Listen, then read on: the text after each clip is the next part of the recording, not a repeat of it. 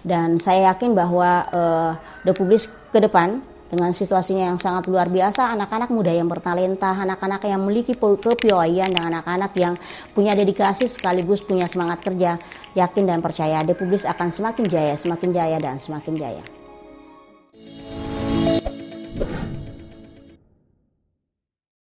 Alhamdulillah untuk pertama kalinya itu tahun 2015 sampai sekarang itu insya Allah menuju ke 4. Tulisan terakhir ini 4, sejarah dan perubahan sosial masyarakat Buol. Alhamdulillah Dinda, banyak sekali sebenarnya manfaat untuk menulis buku. Yang pertama itu dari sisi kan kita mengenal apa yang disebut dengan Tridharma perguruan tinggi. Tridharma perguruan tinggi itu salah satunya itu adalah di bagian penelitian, penelitian dan pengabdian. Terus kemudian terkait dengan penelitian, kalau misalkan seperti saya membawa diri saya sendiri, ketika saya mau naik pangkat harus melakukan penelitian dan kemudian hasil penelitian tersebut kemudian dikembangkan atau dijadikan menjadi sebuah buku referensi, satu bisa, kemudian yang kedua buku monograf. Alhamdulillah dari ketika saya kemarin mau menjadi dari lektor menuju ke lektor kepala, saya mempergunakan jasa The Publish dalam hal penerbitan buku dan alhamdulillah diakui dengan KUM itu sekitar 40 untuk buku referensi. Terkait dengan buku monograf, tapi belum pernah saya menulis di The Publish terkait dengan monograf, hanya bahan ajar. Nah, kalau monograf itu nilainya itu kurang lebih 20 tapi 20 ya. Dan kemudian untuk bahan ajar itu nilainya dalam 1 tahun itu adalah 20 juga untuk penulis yang berhubungan dengan bahan ajar atau buku modul. Nah, terus kemudian yang terkait dengan pertanyaannya Dinda tadi bahwa bagi saya menulis di The Publish itu sebagai bagian dari pengembangan nalar seorang dosen dan kemudian The Publish telah menjadi sebuah tempat atau wadah bagi para dosen yang ada di Indonesia, terutama saya pribadi untuk mengembangkan diri dan kemudian tulisan-tulisan saya berhasil untuk kemudian dilepas di pasaran, kemudian dilepas untuk dijadikan sebagai bahan referensi oleh para mahasiswa, kemudian bahkan dosen yang ada di seluruh Indonesia. Dan alhamdulillah tulisan saya sudah dikirim ke Perpustakaan Nasional, terus kemudian bahkan beberapa perguruan tinggi sudah menjadikannya sebagai bagian daripada sitasi mereka. Itu terbukti dari beberapa buku yang sudah dipakai itu menjadi bagian dari sitasi untuk kemudian bisa dijadikan sebagai tolak ukur bahwa betapa pentingnya melakukan penelitian atau riset yang kemudian dijadikan sebagai buku referensi, salah satunya di penerbit The Publish.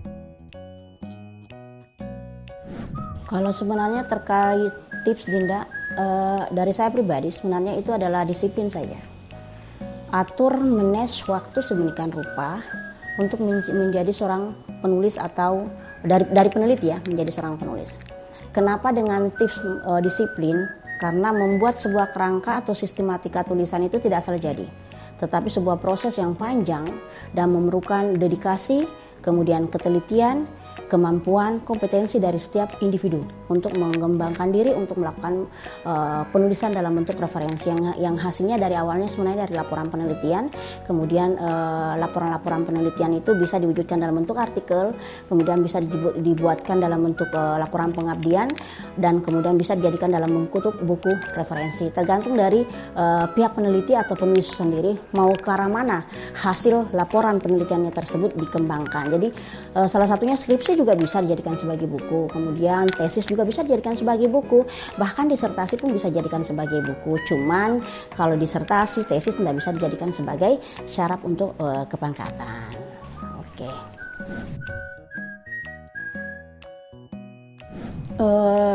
Jujur ya, saya itu mengenal The Publish itu sejak tahun 2015 awal dari namanya Mbak Rida. Itu yang pertama yang saya kenal.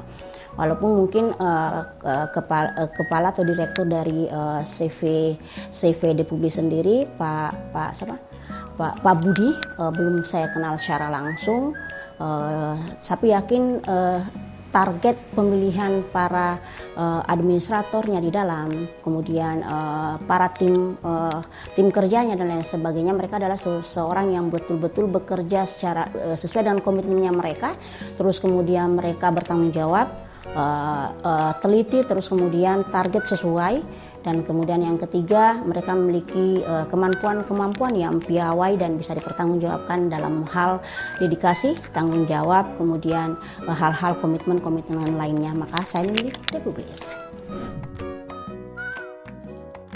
Alhamdulillah layanannya bukan cukup bagus ya. Kalau menurut saya sangat bagus. Kalau saya mengatakan mengandaikan cukup bagus, maka untuk keempat kalinya saya tidak akan datang kemari. Kenapa saya mengatakan sangat bagus? Pertama, dalam hal kita menunjuk sebuah penerbit itu sebenarnya kadangkala yang pertama, apakah tulisannya kita itu bisa bisa langsung dimasukkan di Google Scholar ya? Apalagi kita sebagai seorang dosen, itu kalau tidak terinput di Google Scholar juga tidak dinilai oleh kementerian atau Dikti. Walaupun dinilai, tetapi mungkin hukumnya lebih rendah ketimbang dengan kita memperkenalkan penerbit lain yang saya anggap bahwa mereka sudah mumpuni dan memiliki dedikasi tadi. Terus kemudian yang ketiga, yang selanjutnya bahwa Depublis ini itu tadi teamworknya yang luar biasa. Bahkan saya dari Palu saja hari ini diminta untuk melakukan testimoni saja, saya tidak pernah menyangka bahwa saya akan membuat testimoni. Datang kemari hanya sekedar untuk mengetahui di mana sih tempat Depublis yang pernah membawa saya untuk kemudian naik ke lektor kepala. Dari saya lektor, kemudian lektor kepala, salah satunya adalah karena tulisan-tulisan saya terbit di Depublis, dan bagi saya job untuk Depublis.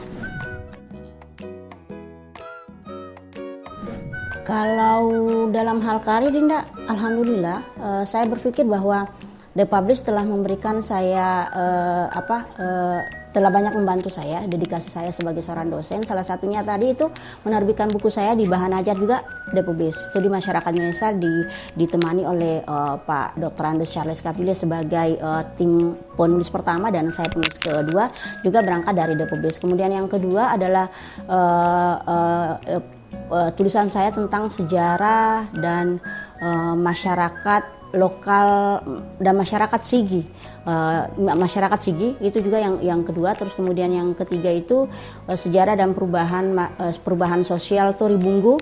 Terus kemudian yang keempat ini sejarah dan perubahan sosial masyarakat Bul, dan saya yakin itu sesuatu yang luar biasa, sehingga pada hari ini dan saya tampil di sini menjadi sebuah momen yang saya tidak pernah sangka dan tidak duga. Bukan dipaksa sih antara saya mau dengan tidak mau, tetapi saya harus mau bahwa oke, Depublis telah membantu saya, dan insya Allah saya juga akan membantu Depublis. Bekerja bersama, dan kemudian sukses bersama. Oke.